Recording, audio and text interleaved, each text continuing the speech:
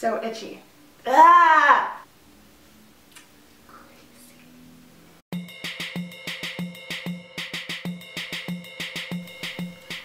Welcome to another Bookish and Belle video. I'm Celeste, and today I'm going to be doing the Closet Confidential tag, which is just a list of some fun, interesting questions about the extreme ends of my wardrobe. So the first question is, what is the oldest item of clothing in your wardrobe? And I do have a few things like in the attic, in the keepsakes, that are sentimental for whatever reason, but the oldest item that I actually still wear is this fisherman sweater. And my dad actually bought this for me when I was in high school as a Christmas gift. He got it at Anthropologie, which was my sort of favorite coveted store at that point. If you watched my last video, you know that I eventually worked there, and now half of the things that I own are from there because I got a huge discount. But at the time, I couldn't really afford anything there. Maybe on a rare occasion I would go and find something in the sales section.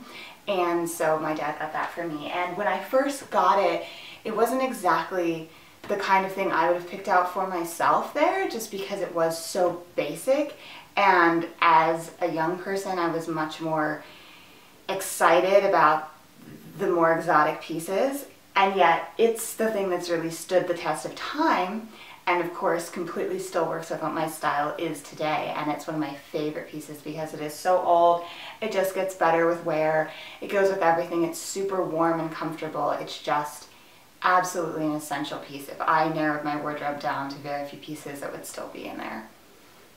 The next question is, what is the newest item in your wardrobe? So the newest item in my wardrobe is this denim playsuit.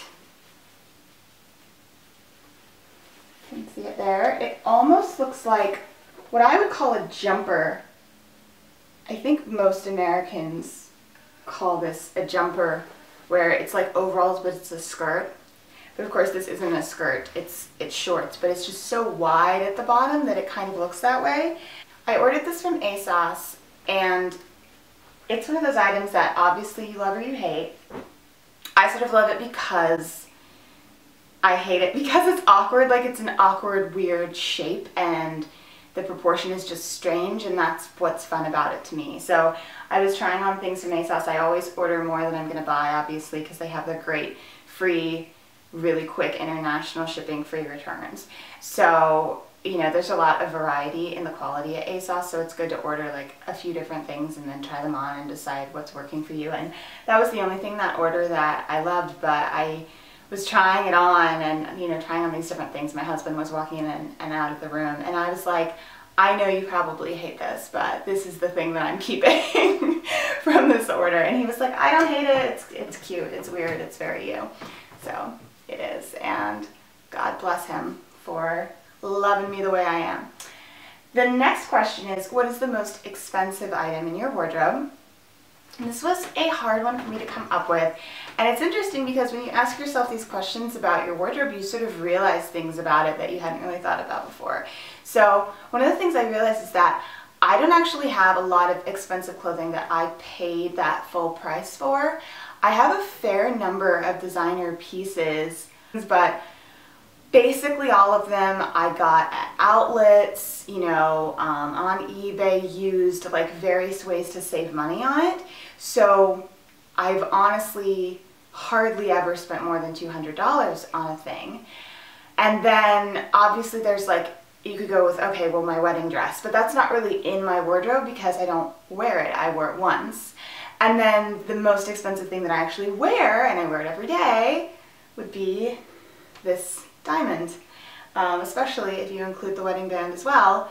But I watched a lot of other Closet Confidential tag videos, which you should too. You should search for them because they're super interesting. And I saw a lot of other women who had diamond rings, but they were not mentioning their diamond ring as their most expensive. And I thought, you know, yeah, it kind of doesn't count. Like, yes, it's in my wardrobe, but how interesting would it be if everybody doing this tag talked about, oh, my most expensive is this diamond on my finger. Like, there's not a lot of variety. So if you discount the wedding gown and the diamond ring, you got this baby. And this is a $300 coat that I bought last year. It's more expensive than anything, you know, more money that I spent on it than anything in the past. I have things that were like originally, you know, $500 and $600 that I got for crazy markdown prices. But I bought this full price from Madewell, and it is a two-tone black and camel coat. I'm really happy with the purchase.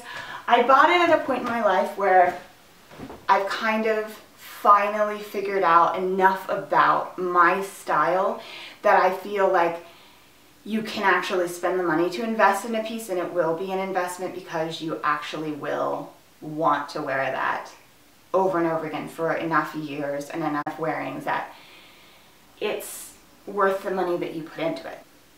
The next question is, what is the cheapest or most inexpensive, most affordable item in your wardrobe, with the qualifier that you have to wear this item a lot. It can't be something that you bought that was super cheap but you didn't actually wear it. So this was super easy for me. I picked this red dress from H&M. It's sort of a baby doll shape. It's very loose, and it's made out of a synthetic material, which I hardly ever buy anymore just because it's not super comfortable. But I bought this at H&M years ago for $10 on the clearance rack, and I've gotten so much wear out of this. I mean, I've probably worn it 10 times alone just that I photographed for the blog. And it's just a really, really cute cut. I love the way that it looks on me. It's the perfect shade of red for my cool tone coloring, and it ends up being super versatile for holiday dressing, which is something I've noticed. If you have a red dress, it kind of works for almost any holiday that you'd want to dress up for. I haven't worn it for the 4th of July yet, probably because it is that acrylic, and so it's not super comfortable in the heat of summer. But I have worn it for Thanksgiving, Christmas, and Valentine's Day twice. And that's just what I have photographs of and can remember. So super versatile, really cute, really great dress. $10. The next question was, what was your biggest bargain? And for this, I had to go with a couple pieces that I got while I was working at Anthropologie. And this is less about the employee discount aspect and more about the fact that when you're an employee, you end up finding those pieces that have gotten way marked down, and they're actually about to be what's called dimed out, where you actually can't sell them anymore. But basically, everything will get marked down to like $15 or $10 or $5 that used to be hundreds of dollars before it'll get dimed out. And when you work in a store, what will end up happening is you'll accept a return from someone, like they've owned it a long time because we didn't have a limit on our return policy. So they'll return something that they've had forever, and then when you scan it in there at the counter, you can see that the reselling price that you need to make a tag for is like $5. And those pieces, if they're cute, rarely even get put out on the floor because an employee will just sweep in and buy it. Sometimes they'll get marked down in the sale room or like in the back, and then that'll be when the customers get it. But in the case of a lot of things, we end up grabbing them before they can even go out. You know, and don't even be mad about that, because people who work in retail, they work really hard, and they love fashion, and they completely deserve to get great deals and stuff because they don't get paid a lot. So I have two examples from this. They're both from Anthropologie, and they're both covered in sequins. So obviously, I love sequins, and also those tend to be very expensive pieces, especially the ones that have been sort of hand beaded, or they're really just saturated with sequins and they're actually sewn on in a quality way. So the first item is something that I actually found, I think, my first week, or at least my first couple weeks working there, and blew my mind. It's this skirt. It's a wool pencil skirt, and this was one of those things where someone returned it, and it had been marked down to $9.95. It was originally $298 before tax, so basically $300. And the front is completely saturated with silver and gold sequins and beading. And then the back is mostly empty, but what I love about it is that on the edges it has the sequins sort of gradiating out rather than just having a side seam where it goes from all the way sequins to no sequins, which I think can look kind of cheap, like, oh, we just didn't want to put sequins on the back. Here you can see it kind of gradiates out at the side, which looks really nice, and then it's actually really nice and practical to not have sequins at the back because you don't want to be sitting on them. This skirt, oh my god, it is so heavy. Anyway, I just love it. I got it for $10 when it was originally $300, and everyone kept saying, you know, you'll have to wear that for a holiday party. That'll be perfect for a holiday party. Well, I bought it in May, and I was like, I am not waiting for a holiday party. I am wearing it immediately in the daytime with a white t-shirt, and I did, and I looked super cute. Insert photo. And then this was a similar story, but it was much later, closer to the time that I left. And this dress was actually a holiday dress. It came in December. You can see it's got sort of a lace yoke that then blends into sequins. And the really beautiful thing about this dress to me is that it's pale pink with gold. It just has these little bits of gold running through it, and it has the lace running into the sequins. Just so, so, so beautiful. It, again, was $300. I think it was $298. I mean, that's how we priced things. But it was about $300, especially after tax. And I just thought it was gorgeous, but obviously I was not going to spend, even with the very generous discount that we got, I didn't need to spend hundreds of dollars on a party dress when I already had tons of party dresses. I have a lot of pretty party dresses from working at Anthropologie. And so I didn't buy it, of course. And then someone, no, this wasn't a return. This was actually, we ended up just having one that had gotten way marked down. And by the time it got marked down to $30, I was thinking, like, I should really buy this, but it's a 4. Like, I'm not going to fit into a 4. So someone convinced me you should try it on. It looks like it would fit you. I tried it on. I completely got the zipper up. It actually looked fantastic. It was just a little bit uncomfortable. And this is weird because I am like an 8 or a 10. I think I was an 8 at the time. So a 4 is completely insane. But it was only just a little bit too tight. It didn't even look bad. It just was a little uncomfortable. And someone was like, well, you should just look it up and see if they have it at another store. And it turned out that our sister store in Louisville, which is like one of our closest stores, had the 6. And so they sent that to me, and I knew that the 6 would fit because the 4 had almost fit, even though ordinarily I would never order a 6 because I would think it was too small. So it ended up working out great, and I got it for $30 instead of $300. The next question is, what is the biggest waste of money?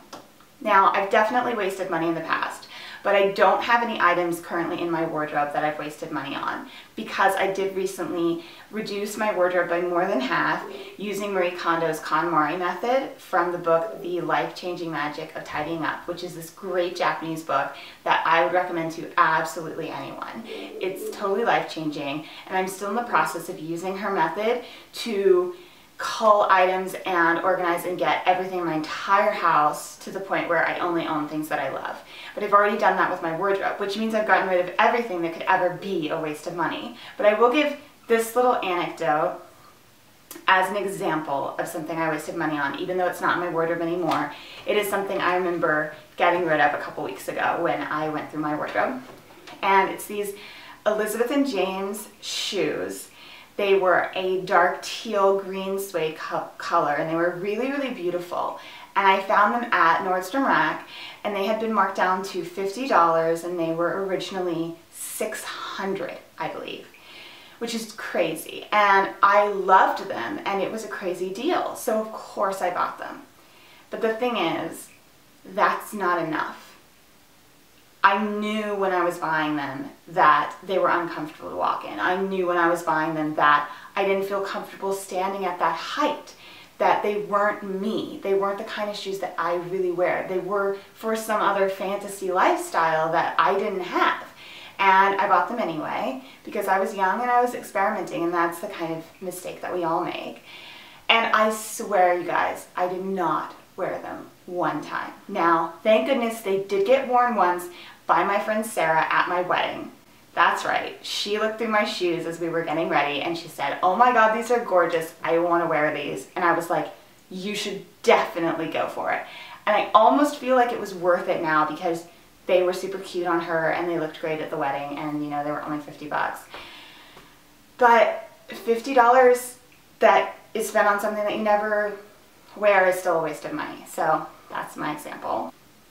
Finally, there's a bonus, which is your top 3 favorite items right now. So for a lot of people, I think these are items that they just bought recently. But for me, the 3 items I get the most excited about are actually 3 things that I've owned for at least a couple of years in most cases. And they're just still great. They still give me warm fuzzies every time I pull them out. The first one you heard me talk about in my 30 by 30 capsule wardrobe challenge. And it's this gorgeous denim jumpsuit, kind of like overalls. It's got a little drawstring at the waist. It's got eyelet detailing. Cute little roll up at the bottom. Oh my god, I love it so much. It's soft, it breathes, it's beautiful. It is me in the form of clothing. This is my spirit animal, is this jumpsuit. I just love it. Still, I can't get over it. I don't think I'm ever gonna find anything that I love this much. Maybe I will, but I mean, for me, this jumpsuit is a Chanel bag. Like, basically, it's a Cartier Love bracelet. I saw it when it came in at work, and I went, this jumpsuit is the essence of me. I must have it now. And I did hesitate briefly because I was like, this is not flattering, probably, like, objectively. And then I thought, I could not possibly care less about using clothing in this moment to demonstrate that my body is fertile and supple and beautiful and full of estrogen and capable of bearing people so that the human species can continue. No, that is not what I'm trying to do with this outfit. What I'm trying to do is express the deep core of my heart. And that deep core takes the form of a denim jumpsuit. So I bought it, and I wear it constantly, and I even bought it in the smaller size because if hell ever freezes over and I do lose those last 20 pounds that I want to lose, I do not want to lose this jumpsuit if I have to replace every item in my wardrobe. So when it did get marked way down to like $15, I was like, I will take the next smallest size, thank you very much. And it is in my attic. It is being stored basically under the conditions that I store my wedding gown, just in case. Crazy. And the next 2 items, you got this lovely, lovely baby. I got this on eBay about 5 years ago, and I still wear it all the time. It's one of those statement pieces that completely makes an outfit, and yet it's so simple and classic that it's really versatile. So it can make any kind of outfit. I've worn it with high-waisted jeans, I've worn it with dresses, I've worn it casual, I've worn it extremely dressy. I mean, it can go anywhere. It's actually one of the first authentic designer things that I ever bought. If you don't count the Chanel bag that I got on eBay for $200 that is either a really good fake or a real bag that, you know, someone didn't know what they had, and I don't really know, and I don't really want to know. I mean, I'm okay with the fact that it might just be a really good fake. It probably is just a really good fake. Who knows? So there was the Chanel bag, but this is definitely not a fake. And I got this guy on eBay soon after that, and the story behind it is that in 2009, when I first started reading fashion blogs and posting on lookbook.new, it was really having a moment then, and I particularly remember seeing it a lot on Chiara Ferragni of The Blind Salad, as well as on Andy Torres of Style Scrapbook. Andy was the one who I felt like really rocked it in an inspiring way for me. So I looked on eBay and I found that there were authentic ones that you could get for a slightly reduced price. And of course it wasn't a crazy price to begin with because it is just a belt, not a whole, jacket or something, which is the other trick to starting off with designer stuff, is you start with the accessories, baby. You start with the accessories. And I've worn it constantly since then. I have a million examples of myself wearing it. It's funny because when I was looking up photos of Kiara and Andy for this video, I saw an article from, I want to say Entertainment Weekly, from like a couple years ago, featuring the same belt on one of the Kardashians and Miley Cyrus, and the thing they were pointing out was like, look how versatile it is. Here she is wearing it in like 4 different outfits that are totally different, and I was like, yeah, exactly. And the other thing about this is, if you do care about labels and that sort of flashy thing, which of course I did a lot more at the time because I was just getting into it, and when you're young you're sort of like, yeah, I want to rock that label. And the thing about this is you put that around your waist and you feel like your entire outfit all of a sudden has this designer approval, like, yeah, Moschino, that is what I'm wearing. And that's sort of nice because it's just about, you didn't buy an entire Moschino outfit and yet you feel and you kind of look like you did, which sort of reminds me of how Blair 80 of Atlantic Pacific is always wearing that great double C's Chanel logo brooch on like any kind of jacket, and all of a sudden it looks like that jacket is Chanel. It's pretty smart. And the final favorite are these Jeffry Campbell Everly boots, little ankle boots. As you can see, they're very worn. I need to go to the cobbler sometime soon and replace the bottom again. I've already placed it, I think, twice. The first summer I bought them, I went to Austin and they actually just melted right off because the asphalt was really hot down there. It was July. They have this really, really lovely open work here, but you don't have to use the buckles because they just zip up the back. And what I really love about them is the shape of the toe. And I love how beautiful the leather is wearing in. I just wear these all the time, and I actually have another pair of Jeffry Campbell's that I wear a lot more in the winter, and then these tend to be the ones that I wear a ton in the summer, so that's why these are sort of at the top of my favorites list right now, and then next winter there will be a little bit of a fall and then it'll replace itself, that kind of thing.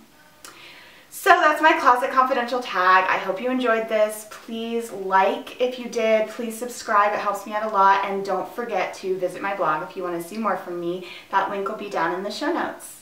Thank you so much for watching. Bye.